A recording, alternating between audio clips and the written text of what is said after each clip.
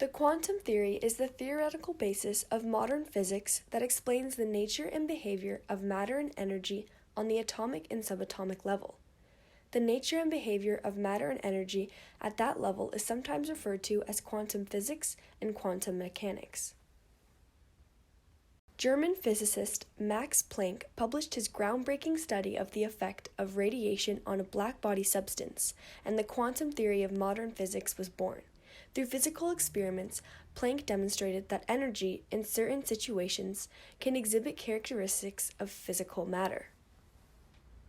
He found that by making the assumption that energy existed in individual units in the same way that matter does, rather than just as a constant electromagnetic wave, he could find the answer to his question.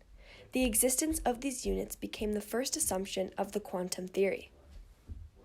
In 1905, Albert Einstein theorized that not just the energy, but the radiation itself was quantized in the same manner.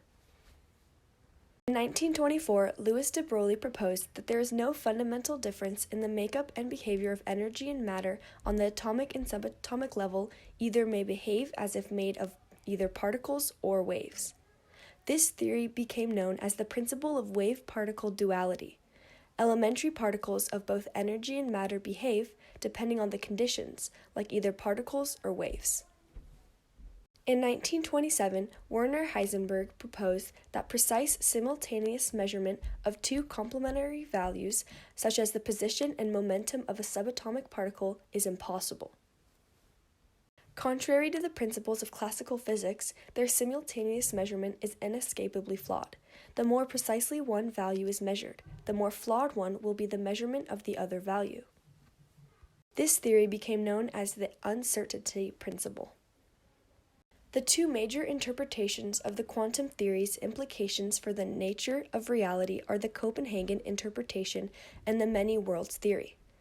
Niels Bohr proposed the Copenhagen interpretation of the quantum theory, which asserts that a particle is whatever it is measured to be, for example, a wave or a particle, but it cannot be assumed to have specific properties or even to exist until it is measured.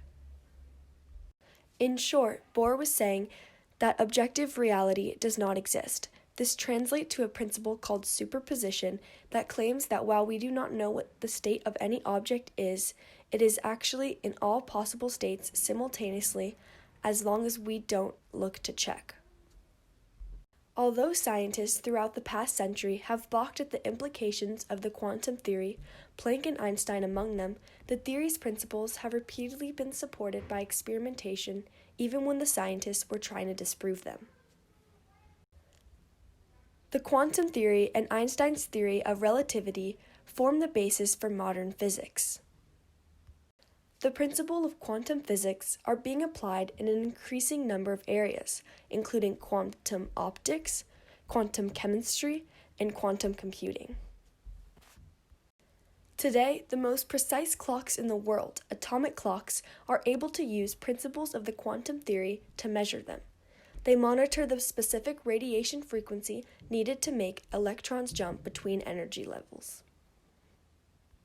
This mind map shows that Louis de Broglie proposed that all particles could be treated as matter waves with a wavelength.